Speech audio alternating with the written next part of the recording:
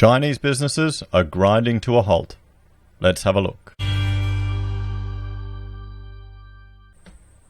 Hello everyone, Florian Heise here, and welcome to another episode of HeiseSays. I thought today we'd have a look at some articles discussing the impact of businesses in China halting due to fear of the coronavirus spreading, and then look at how that might affect the Australian economy. Now, we've had recently in the last few days several announcements from different businesses shutting down their entire operations, closing temporarily. Let's have a look at the first example from the Japan Times, and this is to do with Toyota. So, Toyota stops production in China until February 9th amid coronavirus outbreak.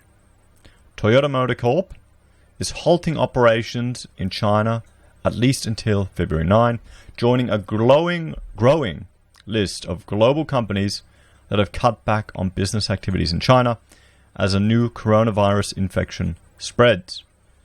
Given the various factors, including the guidelines by the local and regional governments and parts supply situation, as of January 29, that was just a couple of days ago, we have decided to halt operations in our plants in China until February 9.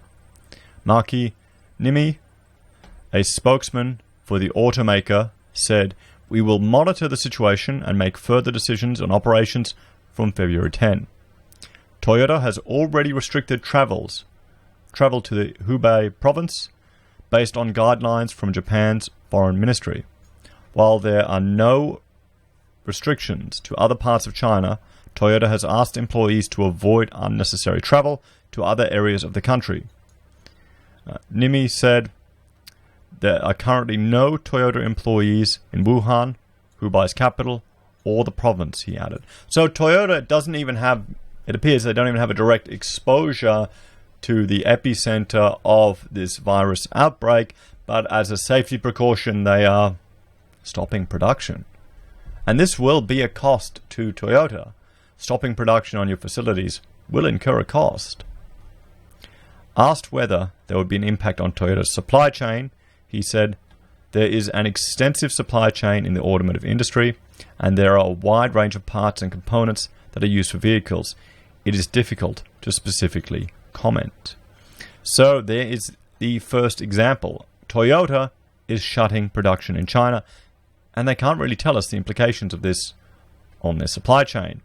Now, another very well-known brand has closed all of their stores in China. And this is IKEA, and this is released today from Reuters. So it's from Beijing. Sydney's, probably Sydney's, but Sweden's IKEA said on Thursday that it has temporarily closed all its stores in China because of the outbreak of the new coronavirus. The decision to close all of its 30 stores follows an announcement from the world's biggest furniture retailer on Wednesday that it was closing around half of its stores and shortening the opening hours. So notice how they're closing their stores. Are they closing the factories that they're using to manufacture the goods? Because some people on previous comments have said the virus can last a few days outside of the human body on a surface. So if you're coughing on there and you were sick, what if some of these goods are transported overseas? Maybe just order everything with shipping, not with air freight, guys. The total number of confirmed deaths from the coronavirus in China has risen by 38 to 170 as of Wednesday, as the number of infected patients rose by more than 1,700. So here we have IKEA, and we also have Toyota, and another well-known brand as well that has shut down their operations in China is Starbucks. 2,000 Chinese branches. I'm surprised they have 2,000 Chinese branches. Starbucks never did that well here in Australia. One opened up in South Brisbane just recently. I was shocked actually to see a new Starbucks. I was surprised they were still going. So Starbucks has closed half of its outlets in China to protect its staff and support government efforts to contain the coronavirus. The coffee shop chain warned that the rapid expanding infections is likely to affect its financial performance. Starbucks has almost 4,300 outlets in China, making it the company's largest market outside the US. The number of deaths from the virus has risen to more than 130 and almost 6,000 confirmed infections. Starbucks chief executive Kevin Johnson said the firm was navigating a very dynamic situation. The firm told Wall Street analysts that it had been planning to upgrade its annual profit forecasts after a better-than-expected first quarter performance, but decided against changing its projections due to the virus. Now, here's an interesting thing. How many Western companies have bent over backwards to get into China's market, to get into bed with Chinese, the Chinese population there, had to, make deals with the Chinese government, have Chinese ownership of the assets over there just so they could get exposure to this market. And now they're all feeling the pinch, or they're all having to close, or all having to stop. How long do you think this will last? Let me know your thoughts and opinions below, guys. Starbucks opened its first Chinese store in Beijing in January 1999. Chinese sales account for about 10% of Starbucks' global revenue, making the country its most important global growth engine. There you go. The move highlights the major challenges facing global corporations from the spread of the deadly virus.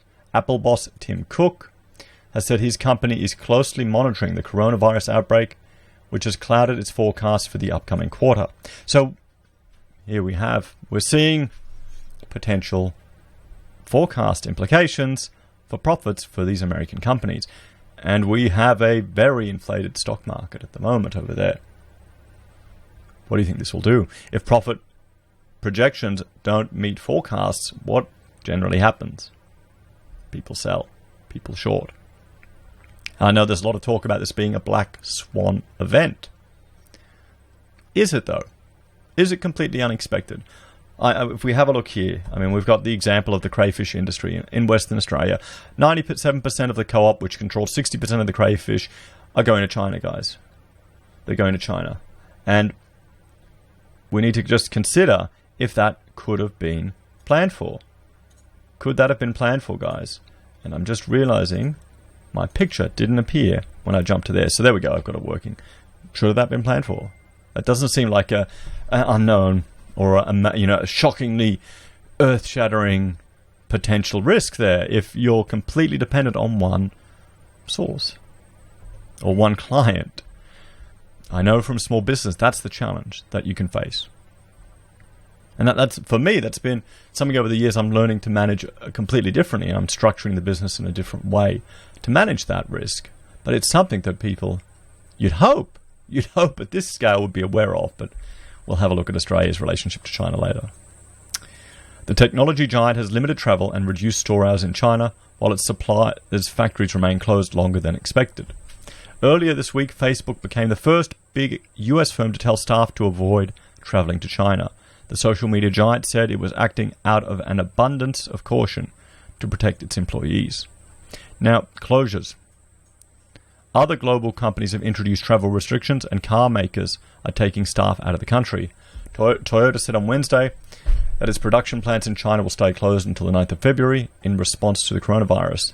The Japanese car maker said the closures were in line with the transport lockdowns imposed by Chinese authorities, and as the company assesses its supply chain. Toyota has plants in the northern city of Tianjin and the southern province of Guangdong. Hundreds of foreign nationals have been evacuated from the central Chinese city of Wuhan, the epicenter of the outbreak. Flights have left the city with Japanese and US citizens, while the European Commission said it would help repatriate European nationals after a request from France. At the same time, companies in China have advised staff to work from home in an attempt to slow down the spread of the deadly virus. Businesses are also offering workers longer holidays, as well as telling employees returning from the most affected areas to stay away from work. So there we have it, guys. This is just showing the businesses are grinding to a halt in China. They're grinding to a halt in China, and this is going to have flow-on impacts.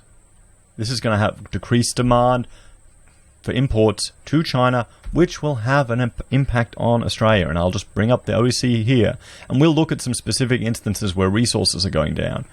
But just remember, everyone, 35% of our exports are to China, $85 billion. We also have a very big tourism industry of $60 billion. Large portion of that is Chinese. And universities seem to be completely independent on a lot of international students, and a large number of them, or completely dependent, I should say, not independent. They're completely dependent on the funding they're getting from these international students, and a large number of them are coming from China.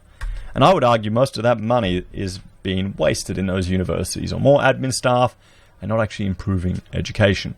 But maybe that's just my bitter experience of teaching and going to universities. Anyway, everyone, let me know what you think about all of this. Do you think this is the black swan event that will affect the economy? Do you think it's going to push Australia into a recession? Let me know your thoughts and opinions in the comments below. Thank you to everyone for watching this episode. Please like, share, and subscribe to the channel. If you're a fan and want to help that little bit extra, we have a Patreon where you can make a monthly donation. We also have the ability for you to join the channel here on YouTube, where you can make a small monthly contribution like Patreon, but you also get emojis and badges. We have affiliate links with Independent Reserve for your crypto trading, Amazon for your consumer purchases, and eBay for your other consumer purchases. It doesn't cost you a cent, and we get a small advertiser's fee for that. Finally, we have pocket squares that we sell on the HeiseSays website. Check it out in the link below, and PayPal if you want to contribute that way. Thank you to everyone who's helped support this channel. We really appreciate it. Have a great day, and I will talk to you next time. Bye for now.